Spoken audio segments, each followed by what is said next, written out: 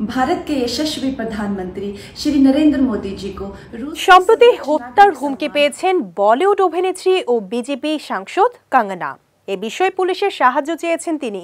সামাজিক মাধ্যমে শেয়ার করা একটি ভিডিওতে পাঞ্জাবের প্রভাবশালী শিখ নেতা ভিকি থমাস সিংকে ইমার্জেন্সি নিয়ে অসন্তোষ প্রকাশ করতে এবং হত্যার হুমকি দিতে দেখা যায়।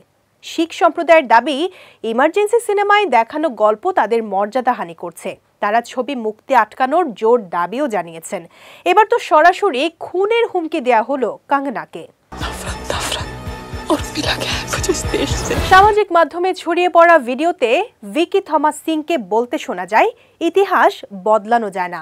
যদি তারা শিখদেরকে সন্ত্রাসবাদী হিসেবে তুলে ধরেন, তাহলে মনে রাখবেন যার সিনেমা বানাচ্ছে তার পরিণতি কি হয়েছিল। যারা আমাদেরকে আঙুল দিয়ে খোঁচায়, তাদের আঙুলি কেটে দেই আমরা যদি নিজেদের গলা কাটতে পারি, তাহলে গলা কাটাতেও পারি। এই ভিডিও শেয়ার করেছেন কঙ্গনা নিজেই। পোস্টে মহারাষ্ট্র, হিমাচল ও পাঞ্জাব পুলিশকে ট্যাগও করেছেন তিনি। ক্যাপশনে লিখেছেন, দয়া করে এই বিষয়টি একটু দেখুন। আগামী 6 সেপ্টেম্বর বিশ্বব্যাপী প্রেক্ষাগৃহে মুক্তি পাওয়ার কথা রয়েছে কঙ্গনা রানাওয়াত অভিনীত, পরিচালিত ও প্রযোজিত ছবি ইমার্জেন্সি।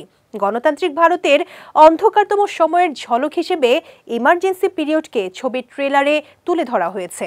ছবিটিতে কঙ্গনাকে দেখা যাবে ইন্দিরা গান্ধীর চরিত্রে।